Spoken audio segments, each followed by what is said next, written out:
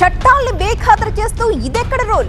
మా విషయంలోనే కొత్త రూల్స్ దేనికి అంటూ ప్రశ్నిస్తున్నారు విశాఖ స్టీల్ ప్లాంట్ ఉద్యోగులు. ఉత్పత్తి ఆధారంగా జీతాలు ఇస్తామనే సర్క్యులర్ ని వాళ్ళంతా కూడా తీవ్రంగా వ్యతిరేకిస్తున్నారు. రద్దు చేయాలి, ఉత్పత్తి జీతాలతో ముడిపెడితే ఇచ్చిన సర్క్యులర్ ను విశాఖలో స్టీల్ ప్లాంట్ అడ్మిన్ బ్లాక్ దగ్గర కార్మికులు ఆందోళన చేపట్టారు. ఉత్పత్తి ఆధారంగా జీతాలు ఇస్తామనే సర్క్యులర్ ను నిరసిస్తూ వారు ధర్నా నిర్వహించారు. ఎన్నికలకు ముందు ప్రభుత్వాలు ఇచ్చిన హామీలు నిలబెట్టుకోవాలన్నారు. విశాఖపట్నం స్టీల్ ప్లాంట్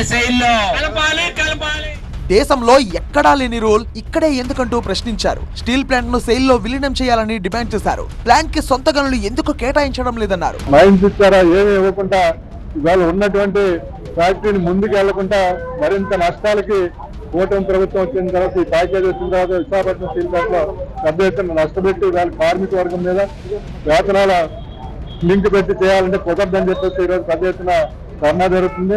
భవిష్యత్తులో ఈ కార్యక్రమాన్ని విశాఖపట్నం స్టీల్ ప్లాంట్ ప్రభుత్వ రంగంలో ఉండాలి, నిర్వాసులకు ఉపాధి ఇవ్వాలి. ఉత్పత్తి ప్రాతిపదికన జీతాలు ఇస్తామంటే ఊరుకునేది లేదన్నారు కార్మికులు.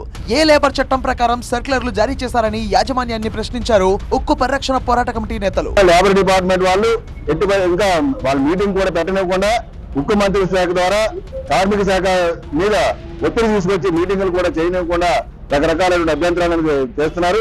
ఇది చాలా దారుణం. మొత్తం కార్మిక వర్గాన్ని అవమానించడమే కాదు, కార్మిక వర్గాన్ని నెట్టేటి ముంచడానికి, కార్మిక వర్గ అస్తిత్వాన్ని పూర్తిగా చంపేయాలని చెప్పే ఆలోచనతో ఈ రోజు ఉన్నటువంటి యాజమాన్యం కానీ కేంద్ర ప్రభుత్వం ప్రయత్నం చేస్తుంది. ఆ విధానాలు సరి కావు, వాటిని సరిదిద్దుకుంటే మంచిది. రకరకాలైనటువంటి పరిణామాలు ఉత్పన్నమవుతాయి. దానికి పూర్తిగా ఇటు యాజమాన్యం కానీ కేంద్ర ప్రభుత్వం బాధ్యత వహించాల్సి వస్తుంది. తాము న్యాయం అడిగితే నోటీసులు ఇస్తున్నారని కార్మికులు మండిపడ్డారు. ప్రస్తుతం జరుగుతున్న పరిణామాలు చూస్తుంటే స్టీల్ ప్లాంట్ ను ప్రైవేటీకరణ చేయాలనే కుట్రలాగే కనిపిస్తుందని విమర్శించారు. ప్లాంట్ లో పురోగతి లేకుండా నష్టాల్లో వెళ్లడానికి యాజమాన్యం నిర్ణయాలే కారణమని కార్మిక సంఘాలు ఆరోపించాయి.